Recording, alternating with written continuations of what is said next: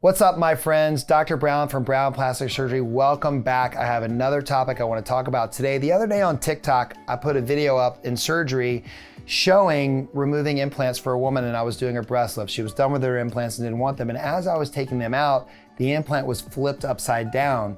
And then one of the people in the comments asked me, is it important if the implant's upside down? So let's talk about that. So in front of me, I have two silicone gel implants. One of them is facing the right direction up, and the other one is flipped upside down. You can clearly see by looking at these two, the one that's correctly oriented has projection. Projection is that the implant sticks off the table. So by the same token, when someone has a breast implant inside of the breast, we want it to project or stick out further, because that's the proper reason for getting the implant, is to give more projection and shape to the breast. The one that's flipped upside down, you can see clearly has a flat side to it. That's the side that sits against the chest wall. So you can imagine for some people, if they don't have a lot of breast tissue covering the breast implant, they would have a flatter looking breast. And this is something we commonly see in women who have breast cancer reconstruction. And so when their implants flip because they have no breast tissue covering the implant, I can automatically tell when they come into clinic that it's upside down because it looks very flat. So let's talk about why this might happen. Why do implants flip, and why is there an upside and a downside? Real quick, I'll flip this over so you can see that when I do turn it in the right direction, again, this has very good projection. It's sticking up off the table, but when it's upside down, it's very flat, so that can change the shape of the breast. So why does this happen? Well, if you look at these, they're smooth shell devices, they're slippery, they're slick, so they move around in the pocket.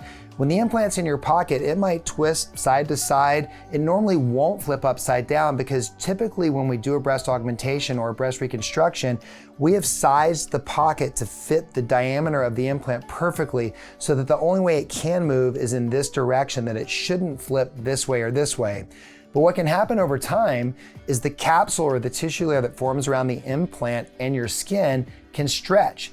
And so at one time you had an implant that was a pocket that was this big, but over time it stretched into something this big. I call it, there's too much real estate. When you got too much real estate in the pocket, it's free to move around the cabin, and at some point, by the action of the muscle, or when you lay on your side to sleep at nighttime, you might compress one side of the implant, and then all of a sudden the implant just automatically flips over and it's upside down.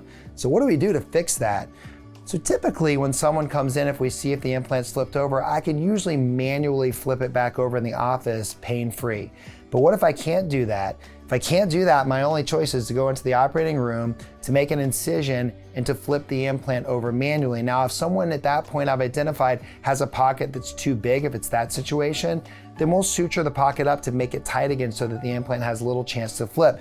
So it's only a big deal if it changes the shape of your breast. It won't hurt you and it won't harm you.